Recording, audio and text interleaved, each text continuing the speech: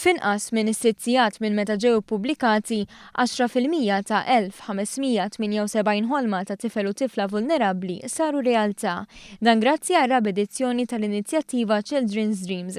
Minn trabbis adolescenti il-ħolm ta' dawn il-mijiet ta' tfal għal żmien il-miliet ivarja minn ġugarelli għal kodba, ħwejjeġ u apparat elettroniku. Imbagħad hemm oħrajn li minkejja diffikultajiet soċjali li ħabtu wiċċhom magħhom jixtiequ jkomplu bl-istudji tagħhom u għaldastant jitolbu għal sostenn finanzjarju biex ikomplu jistudjaw.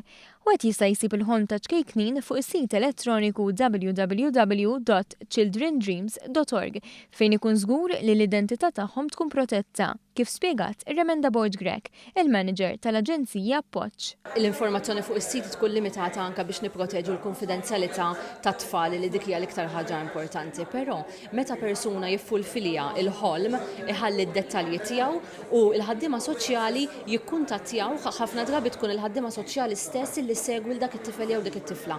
U hemmhekk tkun tista' ssir tiżviluppa anke diskussjoni fejn jingħataw ftit iktar informazzjoni fuq is-sitwazzjoni tat-tfal. Children's Dreams bdiet b'100 ħolma fl-2013 u waslet biex is-sena li għaddiet 1300 tifel u tifla meqjusa vulnerabbli għataw xewqithom. Il-Ministru Michael Farrugia deskriva din l-inizjattiva bħala waħda minn diversi li permezz tagħha tispikka s-solidarjetà tal-Maltin illi tant huma magħrufa liha. Għal ukoll li b'dan il-ġest tfal bi problemi soċjali ikollhom iċ-ċans li jgawdu dan iż-żmien simbolu ta' għaqda bħal tfal oħrajn.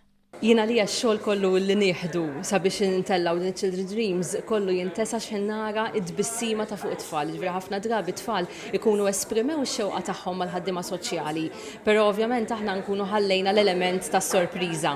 U allura meta jkunu l-ħaddiema soċjali li jmorru bil-ħolm tagħhom u actually jiftħu r-rigal u jsibu dak il-li xtaqu hemmhekk l-għajnejn jitkellmu waħedhom.